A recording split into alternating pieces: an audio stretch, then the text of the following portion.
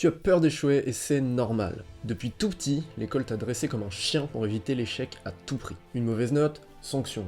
Une bonne note, récompense. Au final, tu n'as jamais appris à rebondir, juste à te conformer. Résultat, aujourd'hui, dès que tu fais une erreur, au lieu d'apprendre, tu paniques, tu culpabilises et tu te bloques. Alors que ceux qui réussissent, ils échouent tout le temps, c'est même pour ça qu'ils réussissent. Aujourd'hui, je vais te montrer comment le système éducatif t'a conditionné à avoir peur de l'échec. Et surtout comment reprogrammer ton cerveau pour enfin avancer.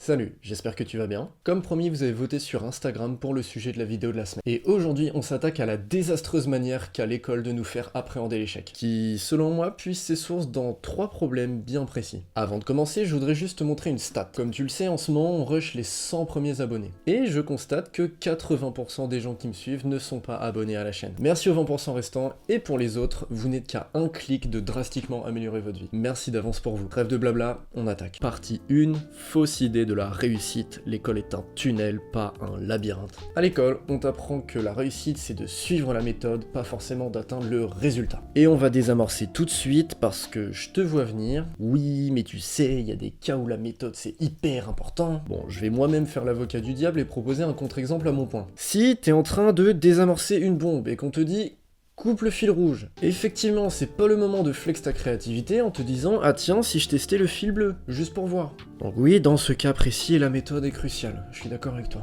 Mais, soyons sérieux 2 minutes, 99% du temps, ce qui compte dans la vraie vie, c'est le résultat. Et si tu trouves un raccourci plus efficace pour arriver au même but, c'est de l'intelligence, pas de la triche. Mais, l'école, elle, t'apprend qu'il n'existe qu'une manière de solutionner un problème. Et c'est délirant à quel point c'est grave. Je vais te raconter une petite histoire. Quand j'étais en première, mon prof de mathématiques nous avait donné un devoir maison à faire. Il s'était même vanté du fait que ce devoir maison allait nous prendre 4 bonnes heures pour le réaliser. Et moi, comme le bon fouteur de merde que je suis allé regarder sur internet s'il n'y avait pas une méthode ou un théorème plus efficace qui me permettrait de gagner énormément de temps. Et tu sais quoi ?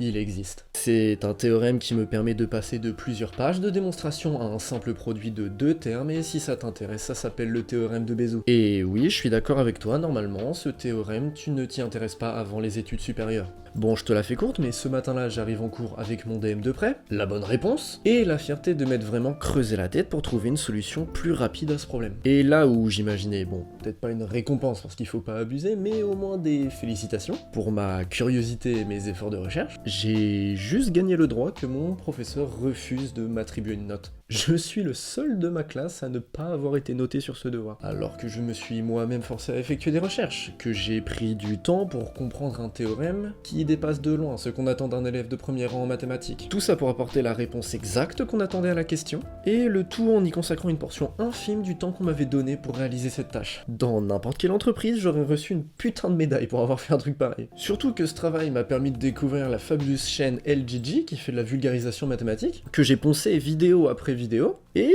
au final, je me suis retrouvé à me prendre de passion pour cette matière qui était les mathématiques, alors que de base, je n'aimais pas du tout. Et à l'école, il se passe quoi ? J'ai mon professeur qui refuse de m'attribuer une note, et je m'estime chanceux parce que j'en connais qui m'aurait mis 0. Encore une fois, je m'excuse, mais est-ce qu'on peut s'arrêter 2 minutes sur le fait qu'en dehors d'une salle de classe, ça n'existe pas cette situation ? Et c'est ça que je reprocherais à l'éducation nationale, parce que, soyons clairs, ce sont des critiques que j'adresse à un système, et non à des individus. Malheureusement, mon pauvre prof n'y était pour rien. Cette fausse idée de la réussite nous fait apparaître des choses qui n'en sont pas comme des échecs. Bref, je pense que t'as saisi l'idée, on passe à la partie 2. Partie 2, l'école t'interdit de demander de l'aide. Le mythe de l'examen en solo. Tricher, c'est mal. Sauf que dans la vraie vie, on appelle ça collaborer. Je suis prêt à parier que tout au long de tes études, demander de l'aide a toujours été sévèrement réprimandé. Et je trouve ça hyper problématique pour plein de raisons, mais la principale est la suivante. À cause de ça, une fois sortis du milieu scolaire, il y a beaucoup de gens qui restent seuls avec leurs problèmes plutôt que d'aller chercher du feedback et progresser. Et encore une fois, je t'invite juste à prendre du recul. Dans quel foutu univers ça a le moindre sens de se comporter comme ça ?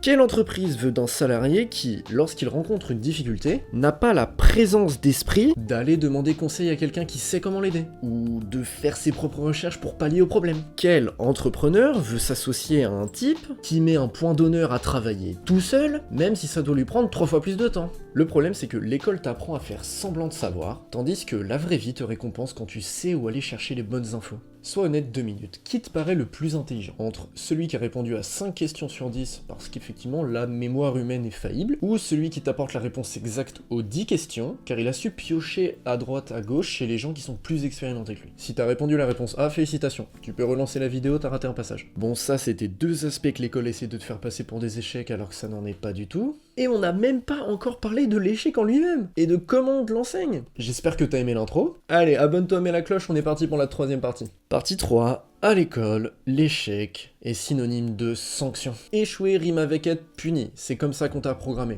Y'a qu'à prendre le système de notation. Mauvaise note égale humiliation, sanction et pression des parents. Et pourtant, les gens qui réussissent, que ce soit professionnellement, sportivement, d'un point de vue relationnel, ou même intellectuel, ben ce sont des gens qui ont essuyé un nombre d'échecs bien plus grand que la moyenne. Parce que la vérité, elle est là. Échouer, c'est pas une fin, c'est un passage obligé. Et malheureusement, à force de le condamner et de le diaboliser sans cesse, nombreux sont les gens qui fuient l'échec comme la peste au lieu d'apprendre à s'en servir comme un levier. Je vais pas développer ici à quel point échouer n'a rien de grave, hein, j'ai déjà fait une vidéo sur le sujet et j'ai prévu d'en faire d'autres, mais n'oublie jamais que tous les grands entrepreneurs, athlètes, artistes, ils ont échoué des dizaines, voire des centaines de fois avant d'exploser. Au bout du compte, on s'en fout de combien de fois tu tombes avant de réussir, le plus important c'est combien de fois tu te relèves. J'espère que pour l'instant tout est clair, je te propose de passer à la dernière partie de la vidéo. Partie 4, comment reprogrammer ton cerveau. Si tu veux avancer, il va falloir désinstaller tous ces non-sens qu'on t'a mis dans la tête. Premièrement, tu dois comprendre que la méthode n'a pas d'importance. Si ça marche, c'est bon. Oui, mais... c'est bon. Ensuite, prends l'habitude de demander de l'aide sans complexe. Savoir s'entourer, c'est un vrai cheat code, mais t'inquiète pas, j'ai prévu de faire une vidéo sur le sujet. Et enfin, il faut vraiment que tu arrives à garder à l'esprit et voir l'échec comme un indicateur qui te permet de savoir si tu te rapproches ou non de la réussite. Car malheureusement, si tu fais les choses comme à l'école, t'as déjà perdu. Hop, ton embryon de carrière dans leur freezer, et c'est game over. Maintenant que tu sais comment t'as bousillé la tête, c'est quoi ton prochain move? Je serais tenté de te répondre que t'as deux choix. Soit tu continues de flipper et d'attendre la validation des autres, soit tu décides de te planter autant de fois qu'il le faudra pour avancer. Et si t'es encore là, je parie que tu choisis la deuxième option. Clique sur ma chaîne et on continue cette discussion. N'hésite pas à passer sur mon Instagram, tu pourras voter en story le sujet de la vidéo du 5 avril. En attendant, j'espère que celle-ci t'a plu. D'ici là, porte-toi bien et on se retrouve la semaine prochaine pour une nouvelle vidéo. Ciao!